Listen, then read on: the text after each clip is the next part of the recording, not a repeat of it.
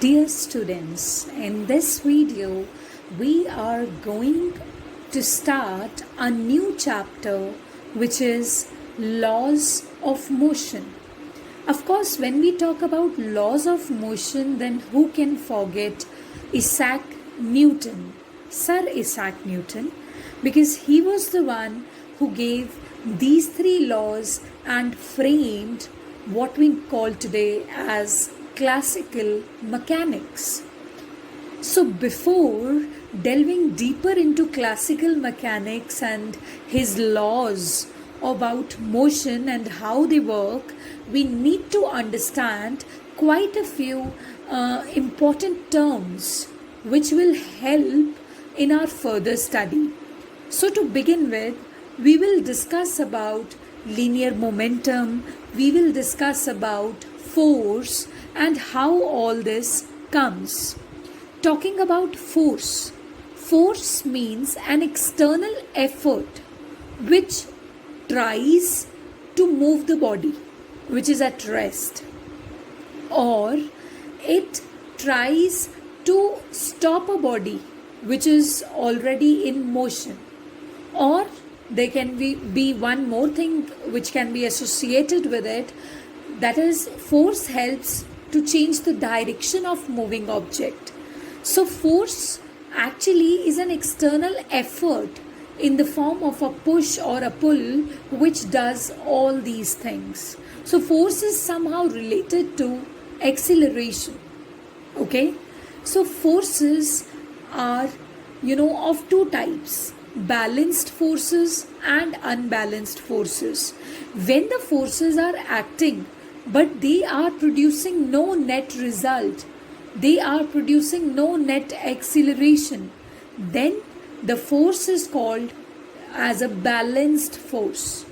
Okay, you may have many examples regarding that. Suppose if you have kept something very heavy on table, don't you think that the table would be supporting that heavier object?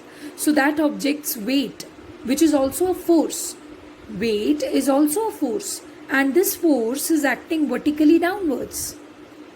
So, and the table is also applying a force to support this heavier object.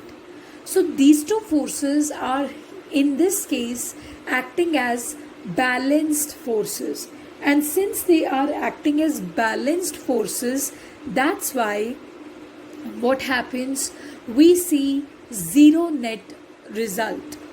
Okay, and then there are unbalanced forces, okay, which are not balanced. If some force is higher in magnitude over here, the other force is lesser in magnitude over here, then they are not cancelling out each other's effect completely. So some portion of the force is left, and that's how we call it as an unbalanced force. Remember that these are the unbalanced forces only which are capable of producing an acceleration in the object. So this is all about force.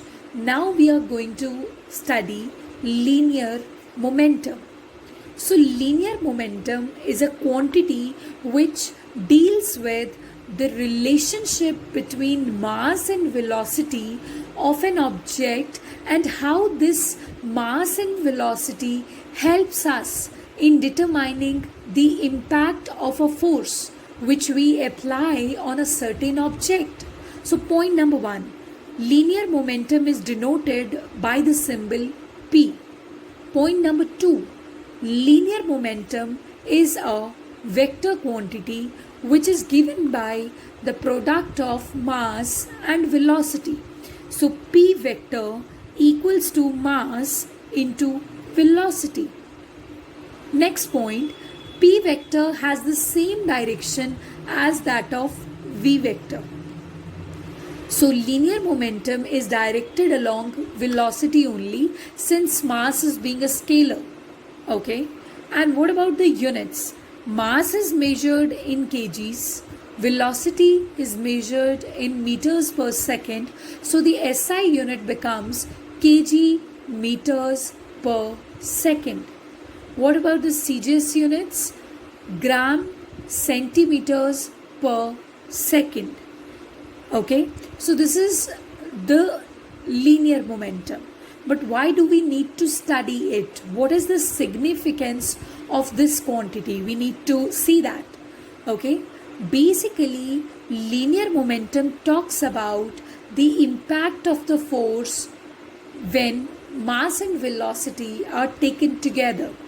Okay, you must have seen that if there is a heavy truck, even though it is moving very slowly, suppose you see a heavy truck in front of you, even though it moves slowly, it is capable of producing a devastating effect. It can kill somebody. And do you know why this happens? Reason is the heavy mass. Okay, the reason is the heavy mass of this truck. Now, talking about a very, very small bullet, very, very small bullet. Now it's not massive. Okay, now the object in consideration is not massive, it's bullet. But still, it is capable of producing devastating effect as well. But why is that so? The reason is its velocity. So, mass and velocity are two things which actually decide the impact of force on something. Mass and velocity are two things which determine how much velocity you would have to apply to how much force you would have to apply. Sorry for the wrong choice of word. How much force you would have to apply for stopping a particular object. Had the mass been more, of course you would have to apply more force. Had the velocity been more, of course you would have to apply more force. So both of them are actually determining the impact of force. So that's why they both are framed into a single quantity which is known as linear momentum. Next is we will study the graphs related to linear momentum. Okay, you know that P is equal to mv. See, one thing you have learned, okay, you have been learning since so long, that if there is some quantity A and some quantity B and they both are directly proportional to each other, so what is going to happen if you replace this sign of proportionality by equality? Then there has to be a constant introduced. Okay, suppose that constant is small k. So whenever proportionality is turned into equality, there has to be an introduction of a constant, and this is how this works. So similarly, if you have P equals to mass into velocity, suppose mass is constant. Mass is constant. So don't you think that equality and constant can be replaced by direct proportionality? If from this step you can write this step, then from this step you can also write this step. It's like vice versa situation, right? Similarly, what's going to happen? Equality and this constant can be replaced by proportionality, so that P is proportional to velocity. Always remember, students, always remember, whenever two quantities are directly proportional to each other, directly proportional, remember, directly proportional, not inversely, then the graph has to come a straight line graph inclined to x-axis. Suppose I plot momentum here and I plot this velocity over here. Okay, so since they both are coming out directly proportional to each other, so the graph will be a straight line graph. लेकिन ये graph आपको तब obtain हुआ जब आपने मास को constant माना, क्योंकि अगर आप इसे कांस्टेंट ले रहे हो तभी तो इक्वालिटी और कांस्टेंट मिलके डायरेक्ट प्रोपोर्शनैलिटी फॉर्म कर रहे हैं, इजंट इट? सो ये ग्राफ ऑब्टेन होने का कंडीशन ही यही था कि mass is constant. So you have to write that condition. Remember that. Okay. So now we are proceeding further. Just give me a second. Okay, you know that P is equal to mv. Now suppose mass is not constant, velocity is constant. You might be thinking, what am I talking about? कभी mass constant है, कभी mass constant नहीं है, but हमने तो पढ़ा है कि मास हमेशा कांस्टेंट रहता है. I reveal this suspense over these things that I am talking about very soon. But before that, suppose velocity is constant. Suppose velocity is constant. So equality and constant can again be replaced by direct proportionality. Don't you think that? So P is directly proportional to mass. So if you plot a graph between momentum and mass, again it will be a straight line graph. लेकिन इस graph तक पहुंचने के लिए velocity constant था. So you have to write that condition here also, that this graph is only obtained if and only if velocity is constant. Now I'll reveal the suspense कि कभी mass constant है, कभी constant नहीं है. What is this? Actually mass constant means you are talking about one body. ठीक है, if you are talking about only one body तो उसका तो मास कांस्टेंट ही रहेगा. It's as simple as that.